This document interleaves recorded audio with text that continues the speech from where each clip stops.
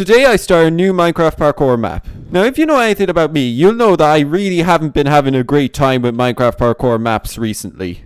I mean, Sprint Lab Rerun, Swap Parkour, and From Hell to Heaven were all absolutely awful. I think I absolutely just utterly could not enjoy those maps whatsoever because of their difficulty. This one right here was a little different. See, unlike the last two levels, which were both specifically designed with their difficulty in mind, this one was more intended for speedrunning. What this means is that speedrunning maps are not going to be as difficult as some other parkour maps, and this map here was definitely no exception. The map in question is by Jerrah95, and if you recognize that name, it's because he was the creator of another map that I played, specifically Escalation. Now if you remember my experience from Escalation, you remember that it started out very well, but then got a lot harder later on. But at no point was it ever anywhere near as difficult as something like Sprint Lab Rerun. This map, meanwhile, while I'm only just about halfway through it, I can definitely say it's even easier than Escalation. And that's easier in a good way, because seriously, I needed an easier map to play after the absolute hell I went through the last few maps. But anyway, with that out of the way, I think it's time to move on to the map itself. Alright, let's do this. Oh, there's a timer. Okay, the pressure is on. Alright, so this doesn't look too bad. Again, yeah, they said it was a map that's intended for speed running. So that's a very fair point, very true. That's what I've seen so far. So like most of the maps I played, it started off easy enough. But this one seemed especially easy. Like I literally cleared the first level in something like 30 seconds. Not only was the difficulty of the levels very fair and often straight up easy, they also changed themes very frequently. I mean, look, we're just on level 3. You see back here, and it's already a Mesa themed stage, or Badlands, alright? I know they changed the name. Look, it's still based on my heart, alright? Alright, now we changing terrain very quickly. What are we, level 3? And we're already into a different kind of theme? Wow, that's quick. Eventually the themes would repeat themselves, but they were always executed really well, so I can't really complain. Alright, we're already into the ice theme now, and there are multiple ways to go. So I'm going to try this way first. And yeah, that's clearly the wrong way. In most of the stages, the main thing that actually held me back was not really the difficulty of the jumps, but it was actually not being able to find my way. It's not that the map is particularly badly signposted. I mean, normally it's actually pretty much just on me where I need to go. But that still definitely didn't prevent me from getting lost a lot, because I'm just really bad at finding my way. Yes. Okay, let's go up here. Alright. Now, let's do that, okay, and along here, and we go into this building. I always just check in the chests anyway. I know there's nothing in them. Oh, so now we're going inside the building. Oh, and I fell. Of course. You can't do that. You can't be perfect for long when you're me, can you now? Oh, it's up here? Yeah, that's where. Okay. So it continued to stay pretty easy for the next few levels, all the way to the point where I was starting to grow skeptical of the lack of difficulty. I thought something was going to sneak around the corner and just slap me hard in the face when I least expected it. There's like one long jump I had to do so far. So I'm pretty sure it won't stay like that forever. And did that happen? Well, no, not really. All that really happened is I started to notice a few tropes of Jerrah's other levels. Oh, we're doing Jerrah's other favorite thing, which is going into a building, then coming out another side, and then... Oh, that looks like it could hold us back a while, but I'm going to remain optimistic for now. Let's see. Okay, so what are we doing? Okay, we made that. Good. Hold on, is that a 4-block jump? That's a 4-block jump. Oh wait, no, I think those fences might actually make it so you don't need to do a 4-block jump. Let's go this way. Alright. Yeah, that's another thing Jerrah loved to do, was put carpets on top of bamboo or sugarcane. I think it's just sugarcane. But it's just after here where something quite interesting did happen. You know the way I mentioned that I often got lost in these levels? Well, it was at this point here where I didn't know where to go, and I thought I had to go onto the tree and then onto the roof. The correct way to go is actually behind me here. As you can see, you go onto that little rock there, and then you get onto the brick-themed level.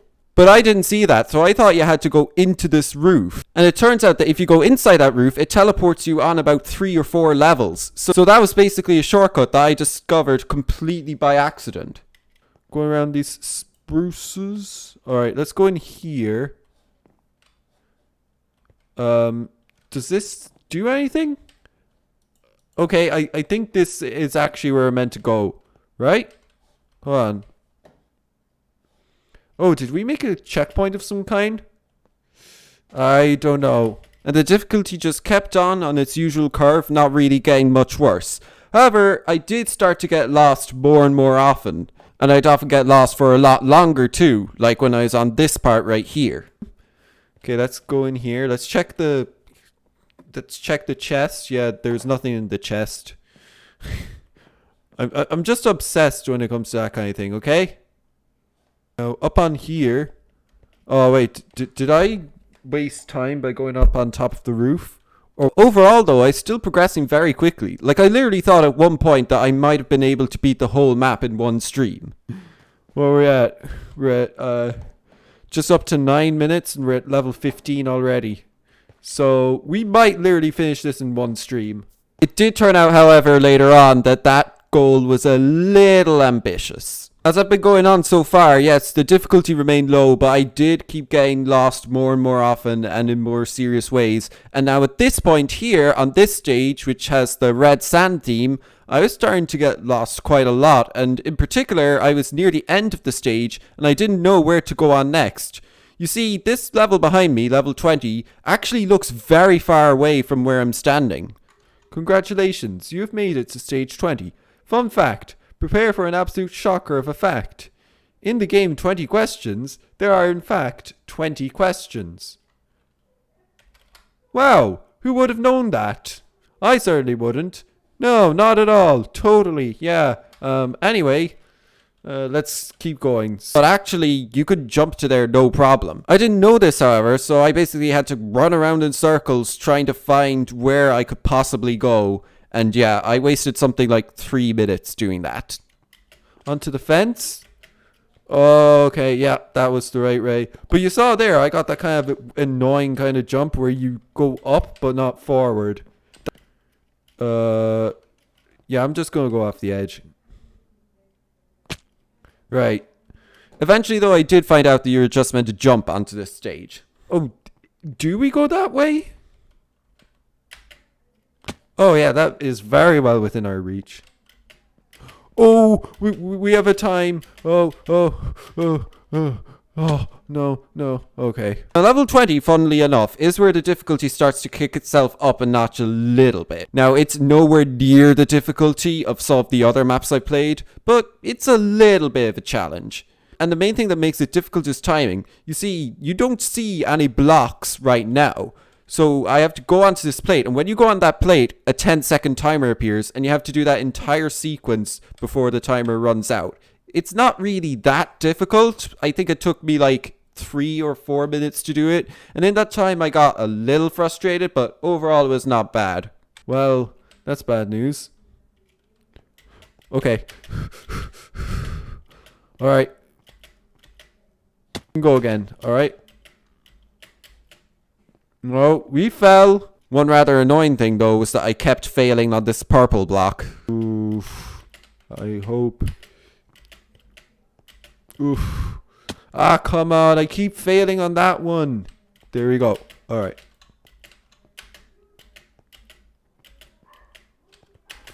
Okay. Yes! Okay, we did it. With that out of the way, I was onto this water stage, which featured the plants from Parkour City, where if you land on them, they collapse. I actually really like these blocks, mostly because they make the levels cooler without actually adding to the difficulty that much. Oh yeah, we had these in Parkour City as well. Yeah, those are cool, actually, because they're not that hard. They don't make it that much more difficult, but they do kind of get you to think on the spot. So the next few levels continued on without really much of a problem. And in this, across there. I'm just going to go over that wall. I'm sure we don't have to land on top of it. And we didn't. Okay. There we go. Now we're on to this kind of moss themed stage, I guess. Yeah. But then I got to this stage here, which had a jump, which was by no means a very difficult jump, but the ceiling above me would often get in the way and cause me to fail. Hopefully I won't get stuck on here for too long, and this is starting to turn into the one. Come on now. Don't do this to me. I'll definitely say though, I've done much worse jumps than that. Speaking of hitting your head off ceiling though, I need to talk for a second about this jump at the end of this red and yellow / orange themed stage. Yeah, I guess. It's a red, orange, and yellow themed stage, alright? But that's not the important thing. The theme isn't important. The point is, I kept hitting my head, or I think I kept hitting my head, off the ceiling here, trying to make the jump onto that orange platform behind me. Even though that ceiling, as you can see, there's a 3-gap space, so there's no reason I should be hitting my head there. But for some reason, I managed to fall there anyway. Twice. You know, I am a bit of an idiot when it comes to that. Bro, did I hit like a ceiling or something? I'm so bad at this. No, I'm not that bad. It happened again. Like, what? Okay, well, that time was fair because I actually hit something. Right. Okay, we made that. The stage after that was pretty typical, but the one following it was not the most standard of experiences. Because I got lost on this stage something like 4 times, and it was always because of me overcomplicating things. Whoa,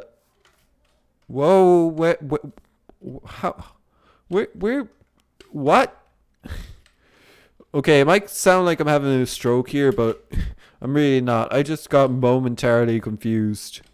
Like, I'd see a jump and just think I couldn't make it at all, when actually it was very much possible. Or in some other cases, I'd think I have to do a much harder jump than I actually had to do. Like, if you stand here, I thought I had to go straight from this roof to the stairs behind me, but actually you go onto the fence. Gotta do a rather difficult jump there. I'm not sure if that's actually how we're meant to do that, because that really is quite tough. But I'm not sure apart from that. Are we meant to go... Can we... Hold on. Yeah, okay, we can go... Oh, I nearly fell off.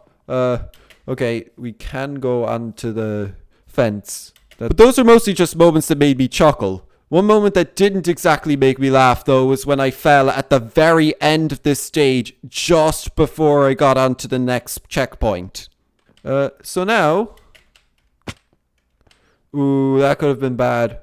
Oh, no, did I just fail? Oh, I just failed.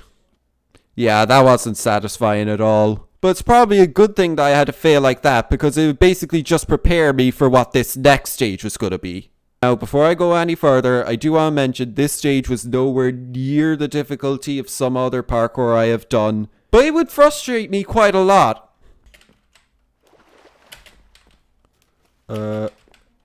What? Hold on. Dude. Oh, okay. Okay. I'm not sure. Yeah, those pressure plates are definitely just a scam.